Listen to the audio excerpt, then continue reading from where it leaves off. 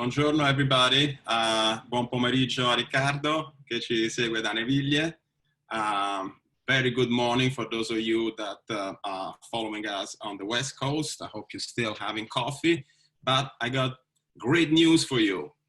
I know that people say that the only meal without wine is breakfast, but we're gonna change that because Moscato and Bracchetto, because of their low alcohol and sugar essence, are the perfect wine for breakfast, right? So even those of you that just woke up can enjoy a glass of Moscato, but right now I want you to hear it from the man himself, from Neviglia in Piemonte, Mr. Riccardo Bera. Buongiorno, Riccardo. Buongiorno. Hello, everybody. Can you see me? Yeah. Okay, beautiful. We can see you, we can hear you. People, if you want to ask questions, please use the Q&E options, and questions will be answered at the end of Riccardo's presentation. Okay, so thank you for the introduction. And I'm Riccardo Bera from Bera Winery in Piemonte, actually located in the Langhe region, in a very, very small town called Neviglia. Neviglia, it's a 400 people village, so very, very small, close to the Barbaresco village, which is probably only 4-minute driving from it. So very, very close. Our winery is actually has a long generation in winemaking, especially in growing grapes. So basically we have more than 10 generations in growing grapes and selling to other wineries like Bruno Giacosa and Nenive. And so from my father was the first one starting making wine from himself. They were already making wine in the past, my grandfather and everybody else, but only for the family, for the friends, as was in the past. So from my father, he started to make it with his own label, and he started basically in the 70s. And his focus was the Moscato grape. So a little bit crazy to be in the Langhe and be focusing on Moscato. He was considered a little bit crazy for the reason that the Moscato in the 70s has a little bit of bad reputation. But even now it has a little bit of bad reputation, but he really trusts in this grape. He focused a lot of time and spent a lot of money on it.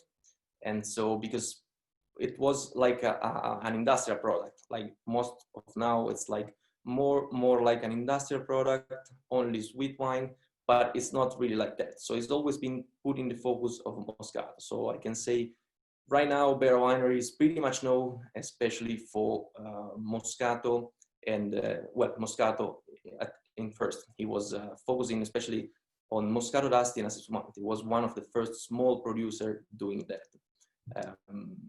But so that's, I can say now, it's the focus of the winery. It's more than 50% of the production. That's why we only grow grape by ourselves. We don't buy any grapes. So most of our job is growing grapes in the vineyard, because we think it's the philosophy of the winery. Basically, it's very, very easy. From a good grapes, you can get the secret of the wine. Basically, is the grapes. So we take care of all the chain from the fruits to the glass. So it's basically what we do. Here in Neviglia, the region, it's like the Langhe, like the Barbaresco soil. So pretty much the blue marl is the main composition of soil. Here we have an elevation which is between 350 meters of the sea level to 400. So most of our vineyards are in between of this range. And most of them are here in Neviglia. Then we have even other vineyards, so from Neve, from in Barbaresco. That's because in the years we even start to make other wines. So from Nebbiolo, Barbaresco, all the typical wine of the region. But the Moscato has always been like the most important for us. So we always 15 hectares of the 30 in total of the 30 are only of Moscato d'Asti. And so here the climate, it's pretty much like a Mediterranean climate. So we get not too much hot, about 30 degrees in summer. And in the winter, we get also snow, which is one of the most important things for the grapes, basically. Because the snow, it's very, very important for a few things. First of all, because when we have snow, which comes now recently, maybe 2 or 3 times in the winter, 30, 40 centimeters. And it's very, very important for tourism. First of all, because the ground get the water very slowly, because when it's raining, of course, when it rains a lot, the water just goes down and doesn't get to the ground. So this is really, really important for the ground to get the water in the soil and get it there. And the second reason is because the nose is important, is because the plants start kind of asleep. It's really, really important for the plant to have a time for rest and then wake up in the spring. Sometimes when we don't have snow, we have some problem with it, because the plants start flower a little bit before, and then they have a very, very long vegetation, which is not best for a plant. They need to rest. So the snow is really, really, really important for us. So saying that, now I want to introduce the 2 wines that Giovanni was saying before, Moscato and Bracchetto. So first, the breakfast wines. Breakfast wine. Yes. So Moscato, this is the label, is the bottle. This is the full size one, but it also comes in small ones, even the Bracchetto. So basically Moscato is one of the most important grapes for let's say the northern east part of the Langhe. That's because we have a big culture of Moscato d'Asti. It's a very, very important economy of it. And this is the bottle that my father's always been focusing on. This is the flagship of the winery. So Moscato, the vinification is very, very easy. What we do basically, it's after harvesting, it's just pressing the grape, and after it, in the night, just after cut it, give kind of big filtration just to keep the yeast and the biggest stuff out. So what we do in the night is this. Then in the morning, the day after harvested, we do a smaller filtration, a little bit small, and we keep under 0-degree temperature tank. So it doesn't happen like in the red wine with maturation that we make it ferment. The Moscato is a little bit different. We stuck it in this kind of tanks. So basically that's because we do about 10, 12 bottling for a year. So every time you get the Moscato, it's always fresh. That doesn't mean the Moscato get old, because you can drink some amazing Moscato, leave a Moscato bottle and drink it after 5 years, which is amazing. But of course, doing that, we try to keep always the freshness from the fruits. Like the Moscato has amazing flavors from the lemon, the peach, the sage, that are very, very important. So we want to keep this kind of terpenes, this kind of flavors, and this is the way we do. And basically everything happened from the pressing. Everything happened under nitrogen, N2. So this allowed us to not to add too much sulfur, which is really, really important in this kind of sweet wines. And then what we do, it's when we need it, it's taken out from this tank, which is juice, is not fermented yet, and we make it ferment. So we can control a small part of it and take care of it, and then bottle it and send it. So it's always, always fresh. And of course, it's only 5% alcohol, because we stop the fermentation with cold and filtration, a small filtration of 4 microns. So we are sure that in the bottle, we don't have any yeast left, because it will be very dangerous for a kind of high sugar level like the Moscato that has 130 grams for sugar in a liter. So we have to be sure that this kind of wine doesn't have any yeast inside. And now I'll talk a little bit about the pairing of Moscato. As Giovanni was saying before, even here in Piemonte, the culture of Moscato is pretty much put under a dessert wine. That's because our cuisine goes really, really well for it. I can suggest Moscato, of course, even with the sweets, like with the cakes. The Moscato has, as I said before, lemon, peach, a lot of fruits, a lot of white fruits. So it really goes well with even white fruits. With cake, the best pairing here in Piemonte you can find will be, of course, the hazelnut cake. Because in Piemonte we have a very, very good kind of hazelnut, and this is like the best pairing. We call them the wife and the man. This is like the really, really good pairing of it. But you can match Moscato with really many things, not only with desserts. like we like to join the Moscato even during the day, like harvesting sometimes, like a cold beer. That's because it's not only sweetness, it has even a high acidity. The acidity in those kind of wine is very, very important, because of course when you have sweetness, you need an acidity that balances it, that cut the sweetness. I love to enjoy the Moscato even after a tasting of red, of tannins, with the acidity always clean the mouth. But I love it even with branches. Nobody talk about branch, but the Moscato is a really, really good wine for branch, especially because I love it with cheese, with some kind of cheese, pretty much with some blue cheese, but even like with salty thing. So the branch I think is the perfect with fruits, with kind of cheese, a little bit of salty. So the Moscato, it's a wine that you can really, really enjoy with many things and not just under dessert. That's, I want to be clear on it. And now I introduce the other one, which is the Bracchetto. Bracchetto is another autochthon grapes that born even in the northwest part of the Langhe. So Bracchetto, even in this case, it's 100% Bracchetto. The vinification is the same, because what we do here, it's even stacking in this kind of tanks and make the fermentation when we need it. So even stopping the fermentation and just give some sugar left on the wine, really high acidity.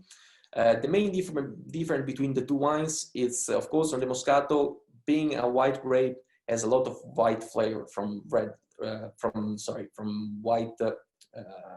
fruits. The Bracchetto is a little bit different. It has a lot of red fruits in it, from raspberries, red berries, and cherries. So even the Bracchetto has been considered in the culture pretty much a dessert wine, but you can really enjoy Bracchetto in some spare time. What I can suggest is try a Bracchetto with like a piece of dark chocolate. It will be really, really amazing. But we enjoy Bracchetto with every chocolate cake and everything, even some kind of other dessert. But really don't put them just under the dessert list. This is really, really important. We enjoy them even every time.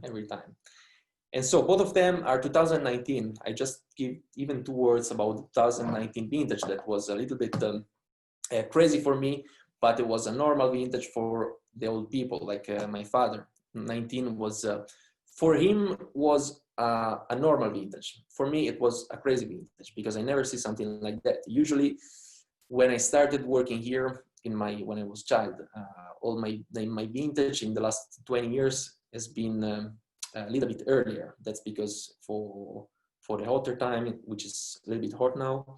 And so the harvest of Moscato, which is the first grape that we start to harvest here in the winery, between all the reds, Dolcetto, Barbera, and Nebbiolo, the Moscato has always been the first one, and we always been starting in the end of August. So this year, 2019, we started in the middle of September. And for me, it was quite crazy, but not for the old guys, because in the past, that was the normal time to harvest the Moscato in the middle of September. That's because, as I said, for the global warming. And but this was really, really important. It was like very interesting for me, 2019, because in this kind of time that we harvest in a little bit cold weather, you can really see how the grape can mature a little bit better. Even the cold time, it's very important for a vineyard. We had a very good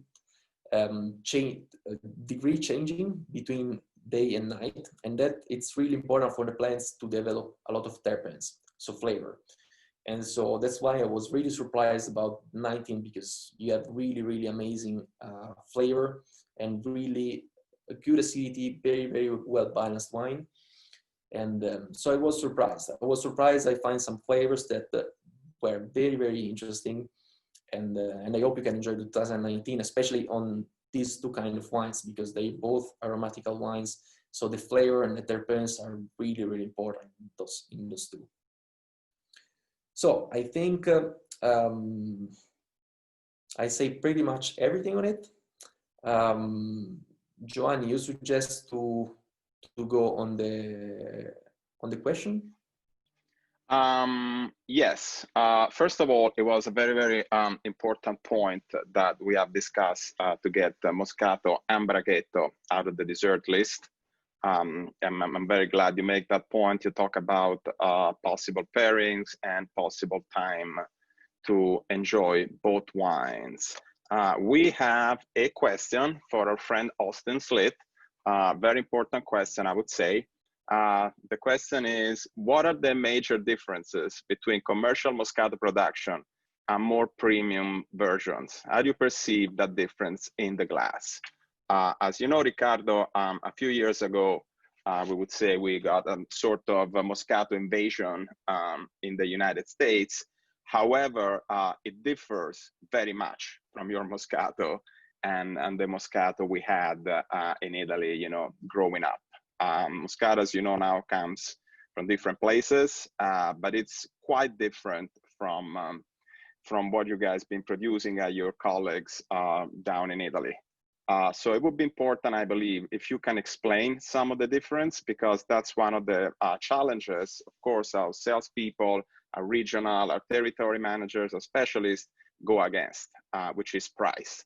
Some of these, I don't know, I want to say, I don't want to say man-made, because all wines are man-made, but meaning that not very natural Moscatos. Of course, they come at a price that it's a lot lower than yours, but as Austin suggested, the two things does not even compare. So if you can tell us more, you know, about the Sure. difference you can perceive when you have these wines,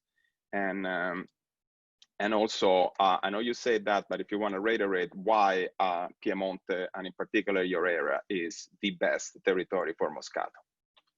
Okay, so first of all, hi Austin, happy to to hear from you. So basically, as I said, the winery has always been very small. We have 30 hectares of vineyards, 15 hectares are Moscato. So we're trying to keep this smallest way winery, and of course, we've been one of the first small producer in the Moscato d'Asti area. So this has always been really the flagship and what we are always been looking on. The Moscato, of course, has been always an industrial product, as you can see in USA, but not even in USA, in Germany. If you go in Germany, for example, or in Europe, pretty much you see Moscato in the supermarket for €2. That's what even happened in USA, not for €2, but a little bit more, but it's the same kind of feeling. So that's because the Moscato, I said before, it's a big economy of the land. So it's always been cheap for the big industrial to make it. And also because it was really approachable because the sweetness. So the idea, the concept of Moscato has always been this one. So to sell cheap, it's bad to say, but the idea was to sell a cheap product, just sweetness, because you can enjoy it easily. And so the idea for my father was to change this mentality. His goal was to change this and bring the Moscato really in a very high level of winemaking. And so I can say now there are more small wineries doing it and really taking care of the grapes, because the grapes are really important in this kind of things.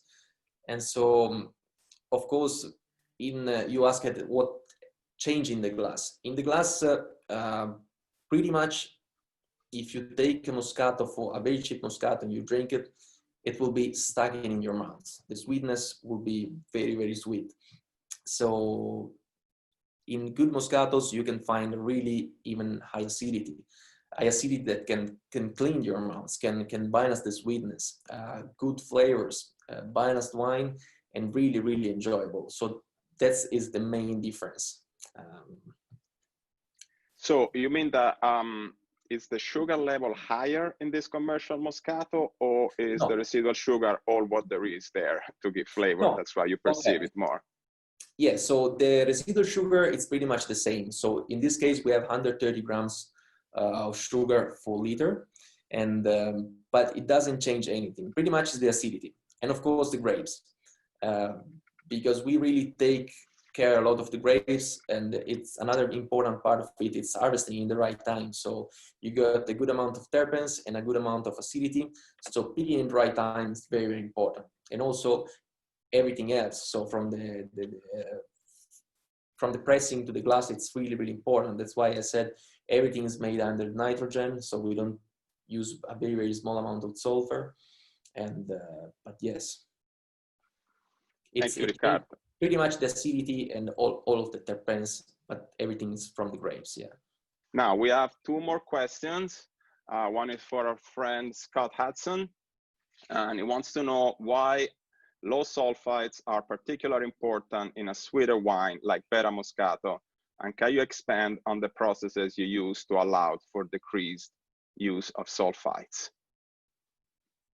So basically, yeah, so this is important in our case, just in our case, because as I said before, what we do is bottling different time in a year to keep a small amount of Moscato fermenting and keep controlling it. So doing that, we always send fresh Moscato, and having a low amount of sulfur really helps to join the Moscato even earlier. Like if after bottling, if you open a bottle after 2 weeks, of course you can still feel a little bit of sulfur, but after 1 month it will be gone. And but that's not the only reason. The other reason is because always trying to keep a small amount of sulfur, it's always better. And but yeah, the reason is because you can really being fresh, you can open it after 1 month and drink really perfect Moscato, balanced and fresh. Thank you, Riccardo. We have another question from Dali, the king of the north himself. He wants to know how long can Moscato age, and what's the oldest bottle you have drunk, and what happens with the wine after many years in the bottles in terms of flavors, body, etc. So in other words, how Moscato develops in the bottle. Okay, so hi Dali, happy to hear from you as well. Yes, and, happy to hear from Dali. So basically the Moscato is something that we love it to drink it fresh.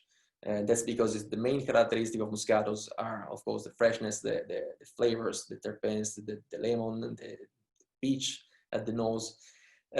But it happened to me recently. I went to Tuscany before of this situation, but I was in Tuscany and I went in a restaurant, and I just tell this story very fast. And the owner said, okay, he knows that I was working in the wine, and I said, and he said, look, I have a Moscato d'Asti from '97. I will open it for you and you tell me what you think. And actually it was my Moscato. Was my Moscato from '97. I was a little bit scared about it because I didn't know what happened. And of course, all the freshness was gone, but it was an amazing Moscato. You can enjoy it with many, many things. So what I can say, I also tell that before. Sometimes you open old Moscatos in the winery. We got a few of every vintages, and they are amazing. Of course, you won't expect the freshness of it. So all the fruits are gone, but you can find different fruits, like from cooked fruits, and it's really, really, really enjoyable. So, what are the flavors you find in old Moscatos? Old the Moscato, freshness, like, the fruit goes away. like what stays there? Sage? Yeah, like the peach goes to the pear. The pear is one of the main fruits that comes in old Moscato. Beautiful. Thank you, Riccardo.